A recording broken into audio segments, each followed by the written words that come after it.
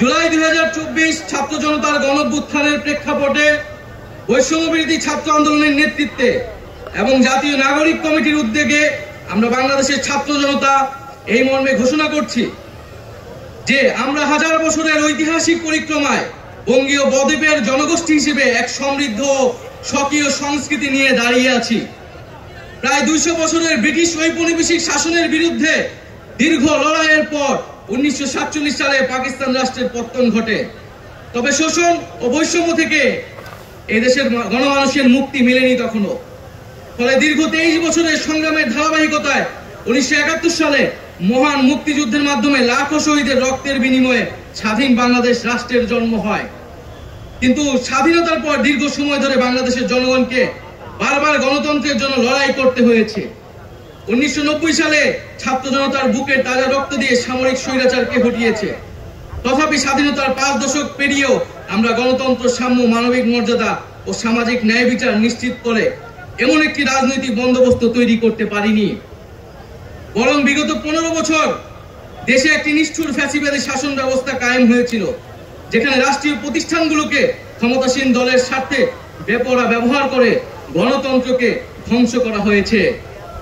বিরোধী মতের কণ্ঠরোধ, গুম, বিচার বহির্ভূত হত্যাকাণ্ড, সর্বগ্রাসী দুর্নীতি ও অর্থ পাচারকে একটি রাষ্ট্রীয় সংস্কৃতিতে পরিণত করা হয়েছিল। জুলাই 2024-এ ছাত্র জনতা বিপুল আত্মত্যাগের মাধ্যমে এক অভূতপূর্ব গণঅভ্যুত্থানের মধ্য দিয়ে দীর্ঘ 1.5 দশক ধরে জেঁকে বসা ফ্যাসিবাদী সরকারের পতন ঘটিয়েছে। কিন্তু আমাদেরকে স্মরণ রাখতে হবে, হাজারো শহীদদের আত্মত্যাগের বিনিময়ে অর্জিত এই নতুন স্বাধীনতা কেবল একটি সরকার পতন করে আরেকটি সরকার বসানোর জন্যই ঘটেনি। জনগণ বরং রাষ্ট্রের পৃষ্ঠে জেঁকে বসা ফ্যাসিবাদী ব্যবস্থা বিলোপের মাধ্যমে একটি নতুন রাজনৈতিক বন্দোবস্তের আকাঙ্ক্ষা থেকে এই অভ্যুত্থানে সাড়া দিয়েছিল, যেন জনগণের অধিকার ভিত্তিক ও মর্যাদা ভিত্তিক একটি রাষ্ট্র পুনর্গঠিত হয়। সেই লক্ষ্য নিয়ে আমরা জাতীয় নাগরিক পার্টি এনসিপির প্রতিষ্ঠার ঘোষণা দিচ্ছি।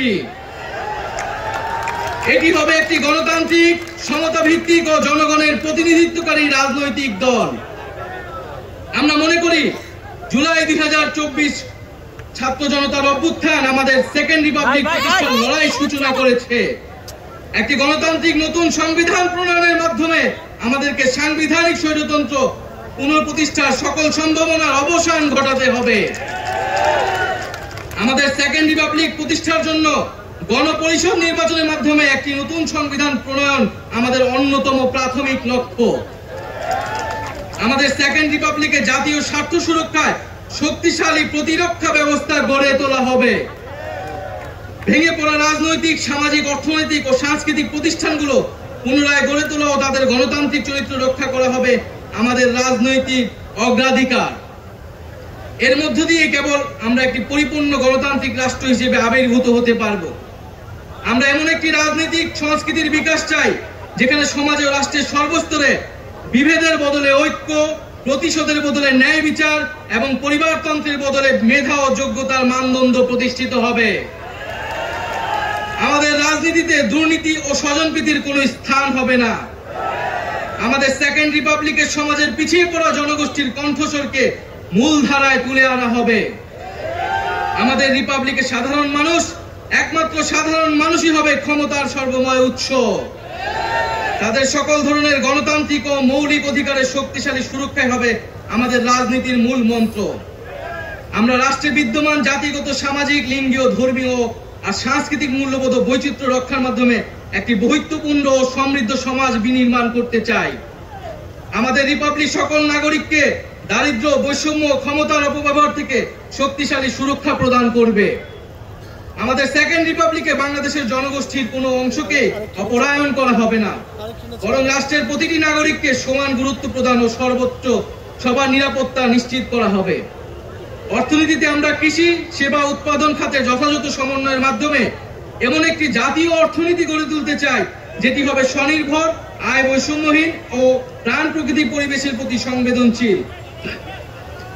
আমাদের অর্থনীতিতে সম্পদ একটি নির্দিষ্ট গোষ্ঠীর হাতে পুঞ্জীবিত হবে না, বরং সম্পদের সুষম পুনর্গঠন হবে আমাদের অর্থনীতির মূল মন্ত্র। আমরা বেসরকারি খাতের সিন্ডিকেট ও গোষ্ঠী স্বার্থ নিয়ন্ত্রণে দৃঢ় পদক্ষেপ গ্রহণের মাধ্যমে ভোক্তা ও জনস্বার্থ সংরক্ষণ করব। অর্থনৈতিক অগ্রগতির মাধ্যমে এই অঞ্চলের একটি শক্তিশালী রাষ্ট্র হিসেবে মাথা উঁচু করে দাঁড়াতে আমরা আঞ্চলিক সহযোগিতা ও আন্তর্জাতিক অংশীদারিত্ব নিশ্চিত করব এবং বিজ্ঞান ও প্রযুক্তি খাতে জোর দিয়ে উদ্ভাবনী সংস্কৃতি গড়ে তোলার মাধ্যমে একটি টেকসই আধুনিক অর্থনীতি গড়ে তুলব। পরিশেষে আমরা একটি ন্যায্যতা ও সমতা ভিত্তিক সমাজ প্রতিষ্ঠায় আমাদের সংকল্প আবারও পুনর্ব্যক্ত করতে চাই। আমরা দৃঢ়ভাবে বিশ্বাস করি জুলাই 2024 গণ অভ্যুত্থান কেবল একটি ফ্যাসিবাদী শাসনের বিরুদ্ধে বিজয় নয়, এটি আমাদের ভবিষ্যৎ নির্মাণেরও শপথ। চলুন আমরা একসঙ্গে হাতে হাত রেখে এমন একটি বাংলাদেশ গড়ে তুলি যেখানে প্রতিটি নাগরিকের কণ্ঠস্বর প্রতিনিধিত্ব হবে, যেখানে ন্যায় প্রতিষ্ঠা মানুষের অধিকারের সংগ্রামে হবে রাজনীতির অন্যতম লক্ষ্য, যেখানে সাম্য ও মানবিক মর্যাদা হবে রাষ্ট্রের ভিত্তি। এখনই সময় নতুন স্বপ্ন দেখার, নতুন পথ চলার এবং একটি নতুন বাংলাদেশ গড়ার। এই নতুন বাংলাদেশ গড়ায় আমরা সবাই প্রত্যেকে যার যার অবস্থান থেকে শপথ করি, ঐক্যবদ্ধ হই এবং আমাদের কাঙ্ক্ষিত সেকেন্ড রিপাবলিক প্রতিষ্ঠার লড়াইয়ে দৃঢ় চিত্তে এগিয়ে যাই। আমাদের দেশ, আমাদের অধিকার, আমাদের ভবিষ্যৎ, আমাদের সেকেন্ড রিপাবলিক অধরা কোনো স্বপ্ন নয়, এটি আমাদের আজকের দিনের সামনের বাংলাদেশের প্রতিজ্ঞা। আমরা কি সবাই প্রতিজ্ঞা করছি আমরা সেকেন্ড রিপাবলিক গড়ব? এই ইনকিলাব ইনকিলাব ইনকিলাব ইনকিলাব, ক্ষমতা না জনতা, ইয়াপস না সংগ্রাম, দালালি না রাজপথ, ক্ষমতা না জনতা, ইয়াপস না সংগ্রাম, দালালি না রাজপথ। আজকে যারা বিভিন্ন রাজনৈতিক দলের নেতৃবৃন্দ এসেছেন তাদেরকে আন্তরিকভাবে ধন্যবাদ জানাচ্ছি।